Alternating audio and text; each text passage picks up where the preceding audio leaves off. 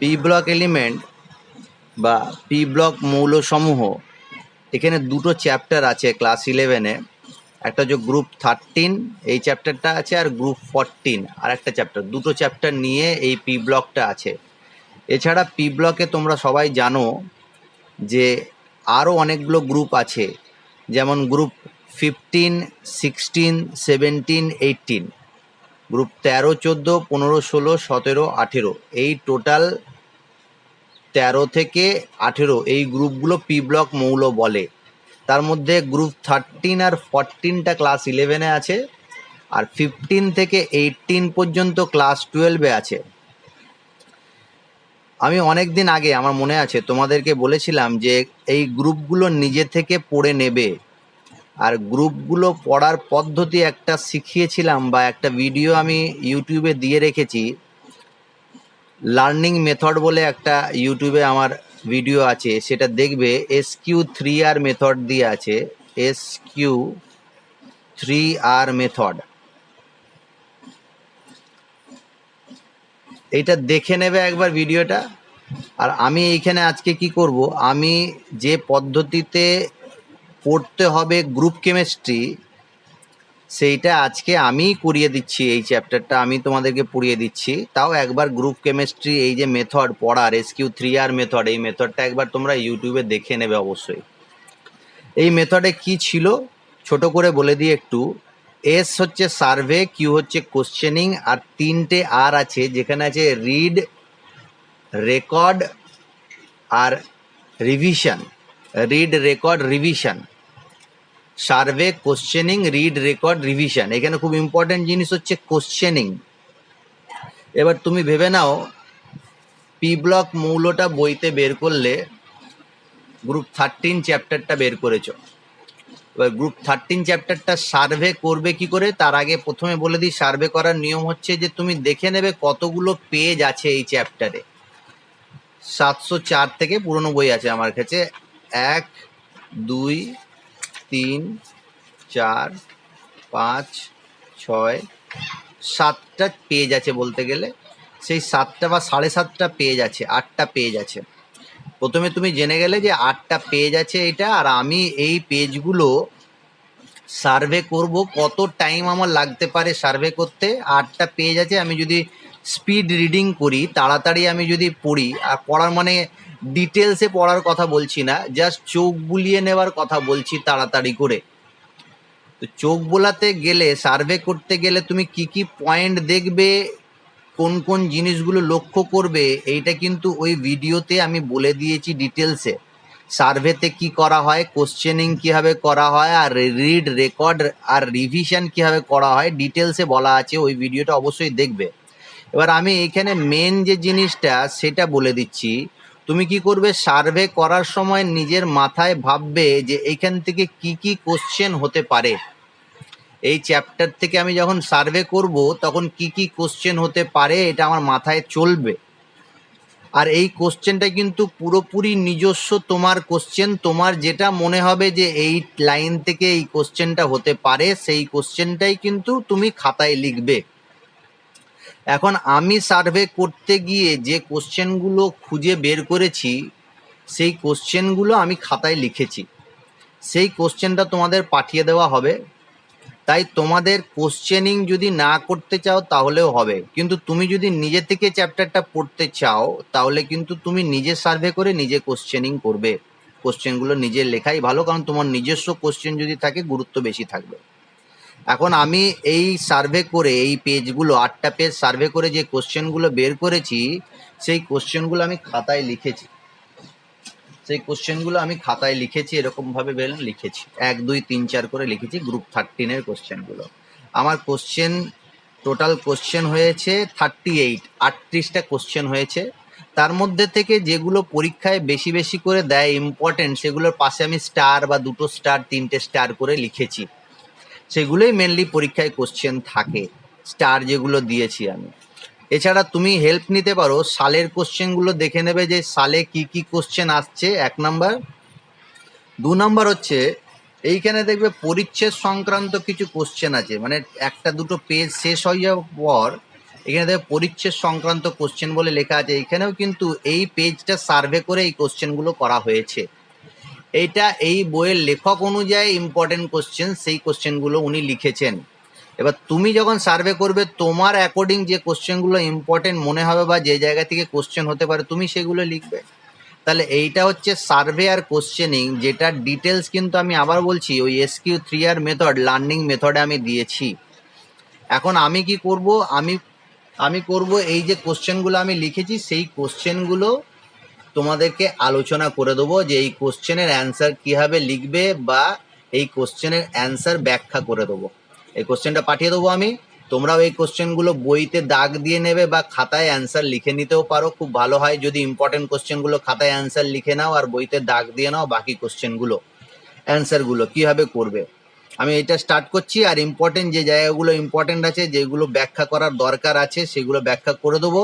এখানে কিছু কোশ্চেন আছে মুখস্থ ভিত্তিক কোশ্চেন আছে, সেগুলো মুখস্থ করতে হবে, যেগুলো বুঝে মুখস্থ করতে হবে, বুঝে মনে রাখতে হবে, সেগুলো আমি ব্যাখ্যা করে দেবো। প্রথম কোশ্চেনে আসছি, গ্রুপ 13-এর মৌলসমূহের ইলেকট্রন বিন্যাস। তোমরা যদি বইটা নিজের হাতের কাছে রাখো খুব ভালো হয়, আর একটা পেন বা পেন্সিল হাতের কাছে রাখো খুব ভালো হয়। গ্রুপ 13 প্রথম যে কোশ্চেনটা আছে, তুমি যখনই এইটা পড়বে, ইন্ট্রোডাকশনটা পড়বে, তখনই দেখবে এখানে লেখা আছে গ্রুপ 13-এর মৌলসমূহের সর্ববহিস্থ কক্ষে সাধারণ ইলেকট্রন বিন্যাস, এরকম করে দেওয়া আছে। পড়তে পড়তে যাবে দেখবে এইখানে অনেকগুলো ইলেকট্রন বিন্যাস দেওয়া আছে। তাহলে আমি একবারে কি লিখেছি, গ্রুপ 13-এর যে মৌল আছে যাকে বোরন পরিবার বলা হয়, বোরন ফ্যামিলি, সেই বোরনের ফ্যামিলিতে বোরন আছে, অ্যালুমিনিয়াম আছে, গ্যালিয়াম আছে, ইন্ডিয়াম আছে আর থ্যালিয়াম আছে। এই যে 5টা মৌল, সেই 5টা মৌলের পরমাণু ক্রমাঙ্ক আর ইলেকট্রন বিন্যাসগুলো দেওয়া আছে। এবার তোমরা অ্যাটমিক স্ট্রাকচার চ্যাপ্টারটাতে পড়ে নিয়েছো কিভাবে ইলেকট্রন বিন্যাস লিখতে হয়, তাহলে এই কোশ্চেনটা তোমাদের আগেই হয়ে গেছে, এই কোশ্চেনের ব্যাখ্যা বা এই কোশ্চেনের অ্যান্সার দেওয়ার দরকার নেই। এরকম করতে করতে তুমি যখন সার্ভে করতে করতে যাবে তখন আরেকটা কোশ্চেন পাবে, ওইখানেই পাবে যে TlCl3 অপেক্ষায় TlCl অধিক স্থিতিশীল কেন। এই কোশ্চেনটা আমি একবার রিপিট করছি, থ্যালিয়াম ট্রাইক্লোরাইড অপেক্ষায় থ্যালিয়াম মোনোক্লোরাইড TlCl অধিক স্থিতিশীল, এইটা ব্যাখ্যা করব, কেন এটা বেশি স্টেবল সেটা ব্যাখ্যা করব। কোশ্চেনটা আমি এখানে লিখে দিচ্ছি আর একবার, থ্যালিয়াম ট্রাইক্লোরাইড, এটার স্টেবিলিটির থেকে থ্যালিয়াম ক্লোরাইডের স্টেবিলিটি বেশি, স্থায়িত্ব বেশি, স্টেবিলিটি বেশি। তো তোমাদের কারোর যদি এই চ্যাপ্টারটা পড়া থাকে বা তোমরা এই কোশ্চেনটার অ্যান্সার যদি ভাবো যে আমি বলতে পারবো, তাহলে একটু বলার চেষ্টা করো দেখি। এই যে কোশ্চেনটা আছে, এই কোশ্চেনটার অ্যান্সার দেওয়ার আগে আমি আরেকটা কোশ্চেন তোমাকে লিখে দিচ্ছি। BCl3 আর BCl, যেমন থ্যালিয়াম হচ্ছে গ্রুপ 13-এর একটা মৌল যেটা একদম নিচের দিকে থাকে, আর বোরন সেই পরিবারের প্রথম মৌল। মানে কি আছে, প্রথমে বোরন আছে, তারপর অ্যালুমিনিয়াম আছে, তারপর গ্যালিয়াম, তারপর ইন্ডিয়াম, তারপর থ্যালিয়াম। তার মানে একদম শেষের বা লাস্টের মৌলটা হচ্ছে থ্যালিয়াম, আর প্রথমের মৌলটা হচ্ছে বোরন। তাহলে বোরনের ক্ষেত্রে ক্লোরিন যখন যৌগ করবে BCl3 তৈরি করতে পারে, এই অনুযায়ী যদি করি, যেমন TlCl3 তৈরি করছে তখন BCl3 হবে, অ্যালুমিনিয়ামের সাথে থাকলে AlCl3 হবে, গ্যালিয়ামের সাথে থাকলে GaCl3 হবে, ইন্ডিয়ামের সাথে InCl3 হবে, আর TlCl3 হবে। এখন যদি আমি প্রশ্ন করি BCl3 আর BCl, তাহলে কোন যৌগটা তুমি দেখেছো, মনে মনে তো তুমি জানো কোন যৌগটা দেখেছো, তুমি BCl3টাই দেখেছো, BCl বলে কোনো যৌগ দেখোনি। তার মানে নিশ্চয়ই BCl3টা বেশি স্টেবল হবে BCl থেকে। ঠিক একই রকমভাবে অ্যালুমিনিয়ামেরও তোমার যৌগ আছে AlCl3, GaCl3 আর InCl3। এবার গ্যালিয়ামের ক্ষেত্রে আরেকটা যৌগ আছে GaCl, ইন্ডিয়ামের ক্ষেত্রে আরেকটা যৌগ আছে InCl, অ্যালুমিনিয়ামের ক্ষেত্রে AlCl। তুমি আবার জানো যে AlCl বলে কোনো যৌগ বা BCl বলে কোনো যৌগ তুমি দেখোনি আজ পর্যন্ত, তার মানে এদের স্টেবিলিটি কম। কিন্তু এই যে দুটো যৌগ আছে GaCl আর InCl, এটা হলেও হতে পারে। যেটা আমি বলতে চাইছি সেটা বোঝো, শাহনাজ যেটা বললো যে স্যার নিচের দিকে যৌগগুলো এক যোজ্যতা স্টেবিলিটি আছে। এই যে যৌগগুলো আছে, এই মৌলগুলো বোরন, অ্যালুমিনিয়াম, গ্যালিয়াম, এদের যোজ্যতা 3 3 বা অক্সিডেশন নাম্বারও বলতে পারি 3 3। গ্যালিয়ামের 3ও আছে, 1ও আছে। ইন্ডিয়ামের 3 আছে, 1 আছে। থ্যালিয়ামেরও 3 আছে, 1 আছে। যত তুমি পর্যায়ের শ্রেণীর উপর থেকে নিচের দিকে নামবে, একটা শ্রেণীর উপর থেকে যখন নিচের দিকে নামবে, তখন কম যোজ্যতাগুলো বেশি স্টেবল হয়। এটাই মেন পয়েন্ট। এই যে কোশ্চেনটার মেন পয়েন্ট হচ্ছে, কোনো শ্রেণী বরাবর উপর থেকে নিচের দিকে নামলে কম যোজ্যতাগুলো বেশি স্টেবল, বেশি যোজ্যতাগুলো কম স্টেবল। আমি একটা উদাহরণ দিয়ে আরেকটা বলবো তোমাদের। গ্রুপ 14, এটা পরবর্তী চ্যাপ্টারে যখন যাব তখন এই কোশ্চেনটা আবার আসবে, আমি সেটা এখানেই আলোচনা করে দিচ্ছি। কেন গ্রুপ 14-এ আছে carbon, silicon, germanium, tin, lead. এবার এদের ক্ষেত্রে যে যোজ্যতা দেখা যায়, 4 যোজ্যতা দেখা যায়, 4 যোজ্যতা দেখা যায়, 4 2 4 2 4 2। এদের ক্ষেত্রে যদি এই ব্যাখ্যাটা করি তাহলে কি হবে, লেডের ক্ষেত্রে বা টিনের ক্ষেত্রে 2 যোজ্যতাটা বেশি স্টেবল 4-এর তুলনায়। তার মানে PbCl4 এর তুলনায় PbCl2 বেশি স্টেবল। বোঝাতে পারছি? PbCl4 এর তুলনায় PbCl2 বেশি স্টেবল। SnCl4 এর তুলনায় SnCl2 বেশি স্টেবল। আবার দেখো কার্বন CCl বেশি স্টেবল, কিন্তু CCl2 বলে কিছু যৌগ নেই। তার মানে ওপরের মৌলগুলো বেশি যোজ্যতা বেশি স্টেবল, আর নিচের মৌলগুলোর কম যোজ্যতা বেশি স্টেবল। এইটার একটা নাম আছে, এই স্টেবিলিটির কারণ আছে। সেই কারণটা হচ্ছে এই কোশ্চেনের অ্যান্সার।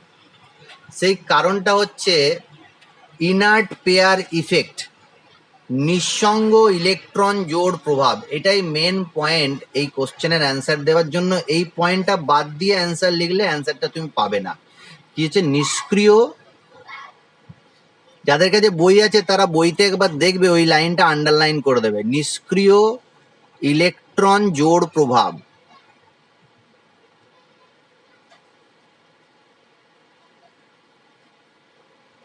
যাকে ইংলিশে বলা হয় ইনার্ট পেয়ার ইফেক্ট। এই ব্যাখ্যাটা এখানে দিচ্ছি, পরের চ্যাপ্টারের ব্যাখ্যা এখানেই হয়ে যাবে। তাহলে ইনার্ট পেয়ার ইফেক্ট বা নিষ্ক্রিয় ইলেকট্রন জোড় প্রভাবের জন্য কোনো শ্রেণীর কোনো গ্রুপের ওপর থেকে নিচের দিকে গেলে নিচের দিকের মৌলগুলোর কম যোজ্যতাগুলো বেশি সুস্থায়ী বেশি যোজ্যতার তুলনায়। তার মানে থ্যালিয়াম, ইন্ডিয়াম, গ্যালিয়ামের বা গ্যালিয়াম, ইন্ডিয়াম, থ্যালিয়ামের 1গুলো বেশি স্টেবিলিটি পাবে।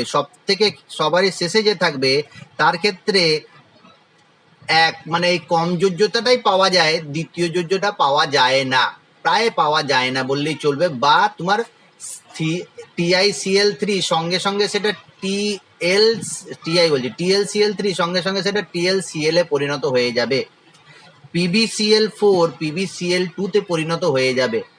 তাহলে নিষ্ক্রিয় ইলেকট্রন জোড় প্রভাবটা কি, এটা একটু বলে দিই, তাহলেই হয়ে যাবে অ্যান্সারটা শেষ।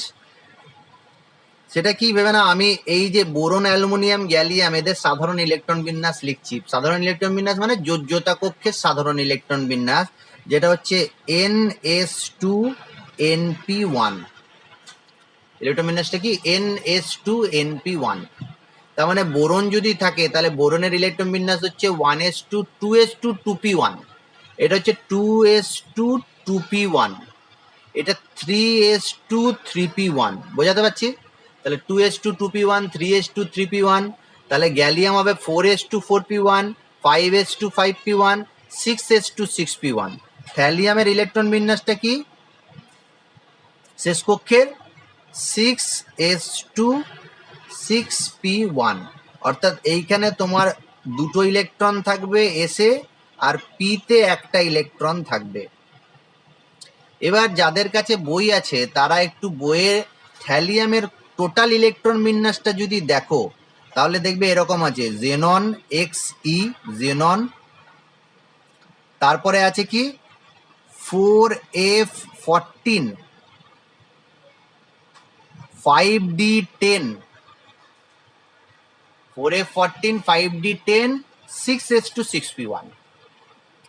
এবার এর ওপরে যখন যাবে ইন্ডিয়ামে ইলেকট্রন বিন্যাসটা সবাই দেখবে, ইন্ডিয়ামের ক্ষেত্রে ইলেকট্রন বিন্যাস দেখবে সেখানে আছে krypton KR 4D10 5s2 5p1। অর্থাৎ তুমি যখন নিচের দিকে আসছো তখন দেখবে এফ অরবাইডাল আর ডি অরবাইডাল পার্টিসিপেট করছে। বোরনের ক্ষেত্রে কোনো ডি অরবাইডাল নেই, অ্যালুমিনিয়ামের ক্ষেত্রে কোনো ডি অরবাইডাল নেই, আছে সেটা ফাঁকা। গ্যালিয়াম থেকে ডি অরবাইডাল প্রবেশ করতে শুরু করছে। গ্যালিয়ামের ক্ষেত্রে দেখবে 3D10 আছে, ক্রিপ্টনের ক্ষেত্রে 4D, আয়োডিনের ক্ষেত্রে ইন্ডিয়ামের ক্ষেত্রে হচ্ছে 4D10, আর থ্যালিয়ামের ক্ষেত্রে 5D10 4F14 5D10। অর্থাৎ নিচের দিকে মৌলগুলোর ক্ষেত্রে এফ অরবাইডাল এবং ডি অরবাইডাল পার্টিসিপেট করে। এফ অরবাইডাল আর ডি অরবাইডালের আবরণী প্রভাব কেমন কেউ বলবে? আবরণী প্রভাব একদমই কম, নেই বললেই চলে। Very very poor shielding effect আছে। আবরণী প্রভাব কম মানে কি, নিউক্লিয়াসের যে আধান আছে সেই নিউক্লিয়াসের পজিটিভ আধানকে এ স্ক্রিন করতে পারে না, গার্ড করতে পারে না। ঢাল বা পর্দার মতো পাতলা পর্দা বা ছেঁড়া ছেঁড়া পর্দা, আমি বলেছিলাম না ফুটো ফুটো পর্দার মতো দেখতে। এইখানে যে ইলেকট্রনটা আছে সে কিন্তু যদি ভেতরে এফ অরবাইডাল বা ডি অরবাইডাল থাকে তাহলে এই নিউক্লিয়াসের আধানটায় পুরোপুরি অনুভব করবে। এখন দেখো 6s2 আর 6p1 যে ইলেকট্রনটা আছে, এই থ্যালিয়ামের নিউক্লিয়াসের যে আধান 81টা প্রোটনের আধান, এই পি অরবাইডাল আর এস অরবাইডাল অনেক তীব্রভাবে আকর্ষণ মানে অনুভব করছে। তাই তুমি এই 6p-টাকে যদিও বন্ডিংয়ে পার্টিসিপেট করাতে পারো, লাস্টের পি অরবাইডালের ইলেকট্রনটাকে তুমি বন্ডিংয়ে অংশগ্রহণ করাতে পারো, কিন্তু এই 6s2 এই দুটো ইলেকট্রনকে বন্ধনে পার্টিসিপেট করানো যাবে না, কারণ এই যে প্রোটনের আধান ডিএফ অরবাইডালের আবরণী প্রভাব না থাকার জন্য তীব্রভাবে আকর্ষণ করে। একে যদি তীব্রভাবে আকর্ষণ করে তাহলে এ অংশগ্রহণ করবে না, বন্ডিংয়ে নিষ্ক্রিয় অবস্থায় পড়ে থাকবে। সেই জন্য বলছি নিষ্ক্রিয় ইলেকট্রন জোড় প্রভাব। তাহলে নিচের দিকে যে এস এর ইলেকট্রনটা আছে NS2, সেই এস এর ইলেকট্রনটা নিচের দিকে এফ অরবাইডাল ডি অরবাইডাল থাকার জন্য বন্ধনে অংশগ্রহণ করে না, শুধু পি এর ইলেকট্রন অংশগ্রহণ করে। তাই এক যোজ্যতাগুলো বেশি স্টেবল হয় 3 যোজ্যতার তুলনায়। ঠিক একই রকম ভাবে গ্রুপ 14-এ যখন পড়বে তখন 4 যোজ্যতার তুলনায় 2 যোজ্যতা বেশি স্টেবল হয়, কারণ এদের সাধারণ ইলেকট্রন বিন্যাস হচ্ছে NH2 NP2 NH2 NP2। তাহলে পি এর দুটো ইলেকট্রন পার্টিসিপেট করলেও এস এর দুটো ইলেকট্রন পার্টিসিপেট করে না। তাহলে দুটো কোশ্চেনের অ্যান্সার একসাথে আমি দিয়ে দিলাম। আশা করি বুঝতে পেরে গেছো। এই নিষ্ক্রিয় ইলেকট্রন জোড় প্রভাবের জন্য থ্যালিয়ামের ট্রাইক্লোরাইডের স্টেবিলিটি কম থ্যালিয়ামের মোনোক্লোরাইডের তুলনায়। তাহলে এখন যদি প্রশ্ন করি গ্যালিয়ামের ট্রাইক্লোরাইড আর মোনোক্লোরাইড কোনটার স্টেবিলিটি বেশি হবে?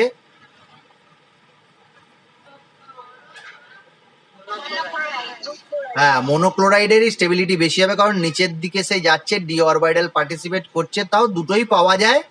এটা দুটোর তুলনা প্রায় কাছাকাছি স্টেবিলিটি, কিন্তু নিচের দিকে যখন চলে যাবো একদম শেষের মৌলটা তখন সেই কম যোজ্যতাটাই বেশি স্টেবল হবে।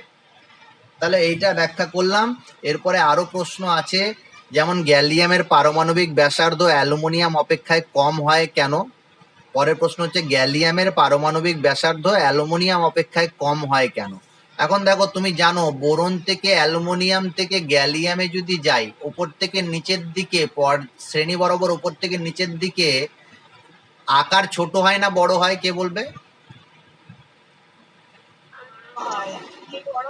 আকার বড় হয়, আকার একদম ঠিক, আকার বড় হয়। আকার বড় হয়। কিন্তু তুমি যখন গ্যালিয়াম, এই যে আমি বক্স করলাম, গ্যালিয়াম আর অ্যালুমিনিয়াম বক্স করলাম, এদের আকার দেখবে অ্যালুমিনিয়ামের থেকে কি হওয়া কথা, গ্যালিয়ামের তো বড় হওয়ার কথা, কিন্তু গ্যালিয়ামের ছোট হয়ে যায় অ্যালুমিনিয়ামের তুলনায়। অ্যালুমিনিয়ামের ব্যাসার্ধ হচ্ছে 143 পিকোমিটার, 143 পিকোমিটার, আর গ্যালিয়াম হচ্ছে 135 পিকোমিটার, কমে গেল। এরপর আবার বাড়তে থাকে। গ্যালিয়ামের তুলনায় ইন্ডিয়ামের তুলনায় থ্যালিয়ামের বড়, কিন্তু অ্যালুমিনিয়ামের তুলনায় গ্যালিয়ামটা কমে যায়। এটার কারণটা কি? এটার কারণ হচ্ছে যে অ্যালুমিনিয়ামে কোনো ডি অরবাইটাল নেই, বা ডি অরবাইটালে কোনো ইলেকট্রন নেই, মানে ডি অরবাইটাল নেই। কিন্তু গ্যালিয়ামের ক্ষেত্রে 3d10 এই অরবাইটালটা আছে, 3d10। তাহলে 3d10 মানে ডি অরবাইটাল পার্টিসিপেট যদি করে যায়, ডি অরবাইটালে আবরণী প্রভাব আবার কম, আবরণী প্রভাব কম, আর এইখানে নিউক্লিয়াসে প্রোটন সংখ্যা বাড়ছে, আকর্ষণ বেড়ে যাবে, এত বেশি আকর্ষণ দেখা যাবে অ্যালুমিনিয়ামের পর গ্যালিয়ামে, যে আকারটা অ্যালুমিনিয়ামের তুলনায় ছোট হয়ে যাবে। ডি অরবাইটাল পার্টিসিপেশনের জন্য আকারটা ছোট হয়ে যাবে, আকর্ষণ যত বাড়বে আকার তত ছোট হবে। ঠিক আছে, এরপরে আবার সেই D orbital F orbital participate করে বলে আকারগুলো সেরকম ভাবে ছোট হয় না, বড় যেমন হওয়ার, কারণ কক্ষের সংখ্যা বাড়ে। আমরা জানি আকার নিয়ে ডিটেলসে আলোচনা হয়ে গেছে পিরিয়ডিক টেবিলে, সেই জন্য বেশি ডিটেলসে বলতে গেলাম না, এই কোশ্চেনটা ছোট করে ছেড়ে দিলাম। যদি বুঝতে না পারো পড়ে আমাকে বলবে নেক্সট দিন। এরপরে আবার একটা কোশ্চেন এসছে, সেটা হচ্ছে ডাই নাইট্রোজেনের সঙ্গে উচ্চ তাপমাত্রায় বোরনের বিক্রিয়ায় কি ঘটবে সমীকরণ সহ লেখো, আর অ্যালুমিনিয়ামের বিক্রিয়ায় কি ঘটবে সমীকরণ সহ লেখো। যাদের হাতে বই আছে, হাতের কাছে বই আছে, দেখবে ডাই নাইট্রোজেন মানে N2, N2-র সঙ্গে বোরনের বিক্রিয়া, এইটা পাবে বইতে, দেখবে N2-র সাথে বোরনের বিক্রিয়া আর অ্যালুমিনিয়ামের সাথে বোরনের বিক্রিয়া, এই দুটো বিক্রিয়া কিন্তু বইতে দেওয়া আছে। কেউ আমাকে দেখে বলে দাও দেখি নাইট্রোজেনের সাথে বোরনের বিক্রিয়ায় কি তৈরি হচ্ছে, যাদের হাতে কাছে।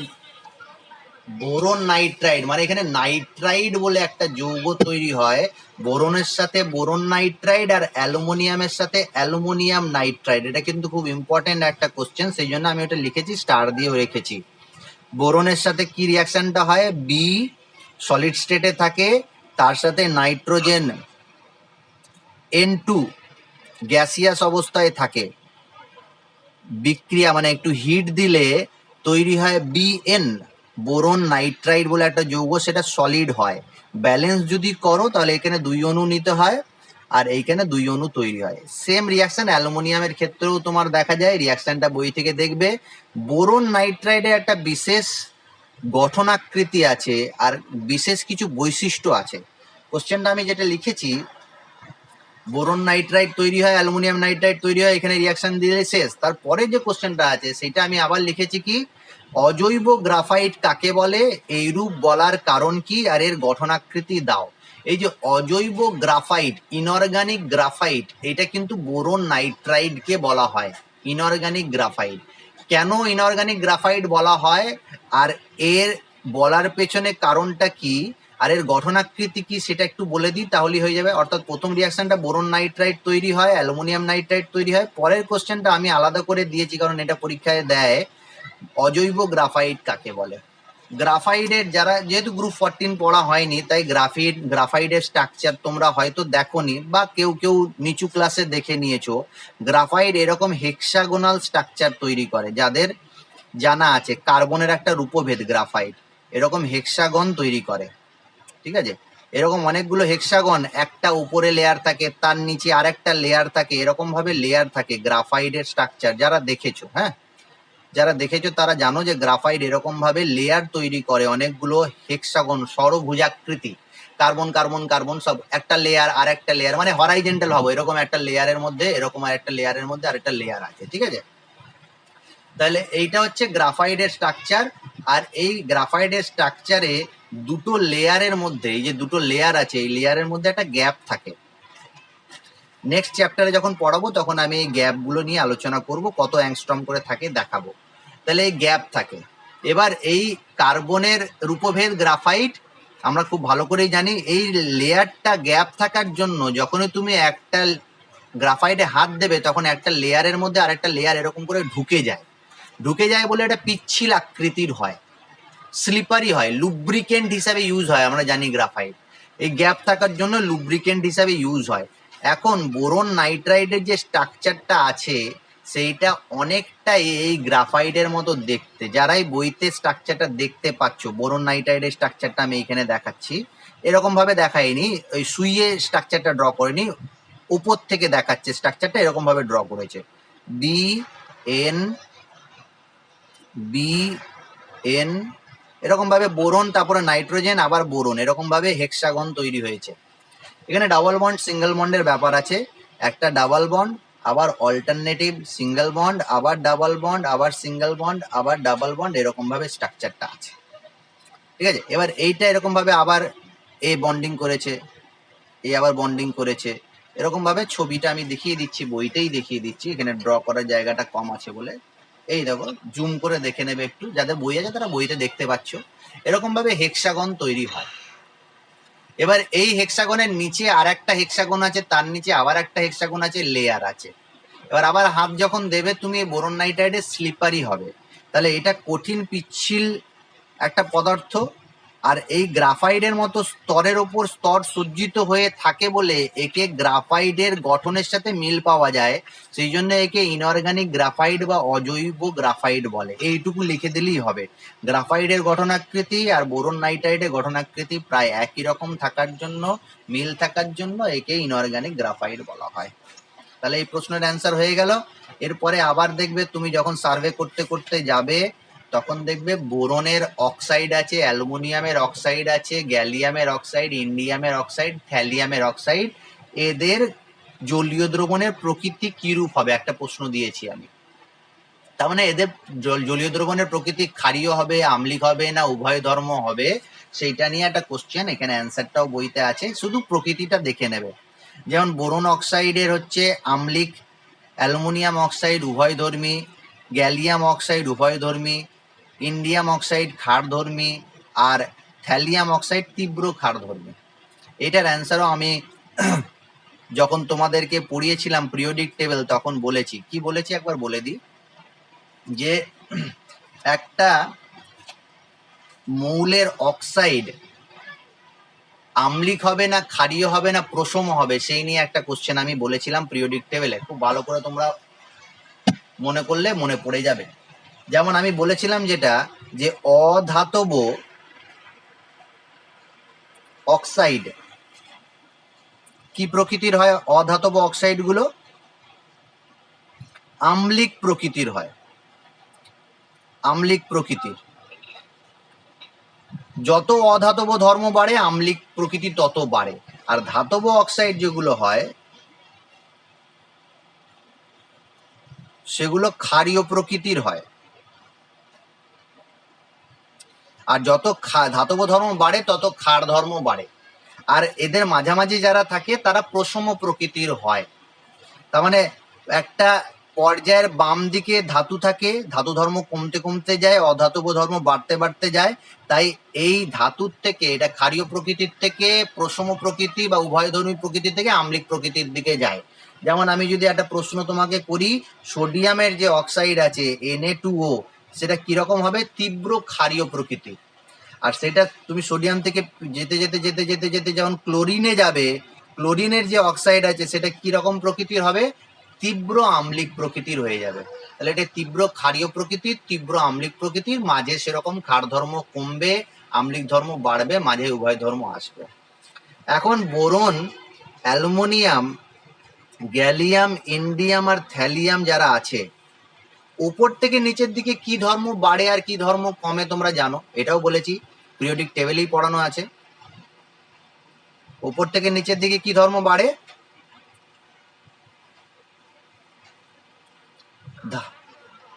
ধাতব ধর্ম বৃদ্ধি পায়। ক্ষার ধর্ম তো অক্সাইডের হবে, ক্ষার ধাতব ধর্ম বৃদ্ধি পায়। তার মানে বোরনের থেকে থ্যালিয়াম কিন্তু ধাতব ধর্ম। তাই দেখো বোরনের অক্সাইড অধাতব ধর্ম, আর নিচের দিকে যত যাবে ধাতব ধর্ম বাড়বে। তাই বোরন হচ্ছে আম্লিক প্রকৃতির আর থ্যালিয়াম হচ্ছে ক্ষারীয় প্রকৃতির বা তীব্র ক্ষারীয় প্রকৃতির। এটা কারণটা তোমরা জানো, আচ্ছা, এই গ্রুপের যে কেমিস্ট্রি, গ্রুপ কেমিস্ট্রি, এইটা যদি পিরিয়ডিক টেবিল চ্যাপ্টারটা খুব ভালো করে কারো পড়া থাকে, তাহলে হাফ অ্যান্সার তার পড়তেই হবে না, পিরিয়ডিক টেবিলই অ্যান্সার তোমরা পড়ে নিয়েছো। যেমন কি কি প্রশ্ন আছে আমি এগুলো লিখিনি প্রশ্নগুলো। যেমন শ্রেণী বরাবর উপর থেকে নিচের দিকে পারমাণবিক ব্যাসার্ধ আয়নিক ব্যাসার্ধ কি হয়, আয়োনাইজেশন এনথালপি কি হয়, ইলেকট্রোনেগেটিভিটি কি হয়, এইগুলো আমি আর আলোচনা করিনি, কোশ্চেন করিনি, কারণ এটা পিরিয়ডিক টেবিলে পড়া আছে তোমাদের। ঠিক আছে, এখানে পর্যন্ত যা বললাম। এর পরের প্রশ্নতে যাচ্ছি আমি। এখানে লেখা আছে Al2O3 একটি উভয়ধর্মী অক্সাইড, মানে এর ক্ষার ধর্ম আছে আর আম্লিক ধর্ম আছে, সেটা ব্যাখ্যা করো। কিভাবে ব্যাখ্যা করবে তোমার বইতে খুব সুন্দরভাবে দিয়ে দেওয়া আছে, আমি আর ডিটেলসে যাচ্ছি না। অ্যালুমিনিয়াম অক্সাইড সোডিয়াম হাইড্রোক্সাইডের সাথে বিক্রিয়া করছে, তার মানে ক্ষারের সাথে বিক্রিয়া করছে। আবার অ্যালুমিনিয়াম অক্সাইড অ্যাসিডের সাথে HCl এর সাথেও বিক্রিয়া করছে। তার মানে একটা অক্সাইড যখন ক্ষারের সাথে বিক্রিয়া করছে তাহলে তার আম্লিক ধর্ম আছে, আবার সেই অক্সাইডটা যখন অ্যাসিডের সাথে বিক্রিয়া করছে তার মানে তার ক্ষার ধর্ম আছে। তার মানে আম্লিক ধর্ম ক্ষার ধর্ম উভয় ধর্ম তার বর্তমানে বিক্রিয়া দিলেই তুমি কিন্তু এটা প্রমাণ করে দেবে।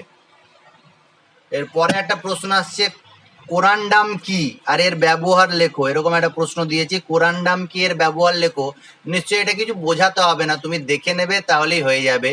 কোরান্ডাম অ্যালুমিনিয়াম অক্সাইড বিভিন্ন রূপে থাকতে পারে, তার একটা রূপ হচ্ছে কঠিন কেলাসাকার শক্ত একটা রূপ, সেটা হচ্ছে কোরান্ডাম অ্যালুমিনিয়াম অক্সাইড, যেটা কি কাজে ব্যবহার করা হয়, সেটা ঘর্ষক পদার্থ হিসাবে ব্যবহার করা হয়, মানে ঘষার জন্য, কোনো কিছু ঘষার কাজে ব্যবহার করা হয়। এটা অ্যালুমিনিয়াম অক্সাইডের একটা রূপ। এরকম একটা প্রশ্ন আমি দিয়েছি, কোরান্ডাম কি। এরপরে আর একটা প্রশ্নতে আসবো। অনেকগুলো প্রশ্ন এরকম ভাবে পরপর আমি দিয়েছি, সেগুলো কিন্তু তোমরা আমি কোশ্চেনটা পাঠালেই দেখতে পেয়ে যাবে। এগুলো অ্যান্সার অনেকগুলো আছে যেগুলো মুখস্থ ভিত্তিক কোশ্চেন। ঠিক আছে, মুখস্থ ভিত্তিক কোশ্চেন মানে একবার পড়ে মুখস্থ করে নেবে। আর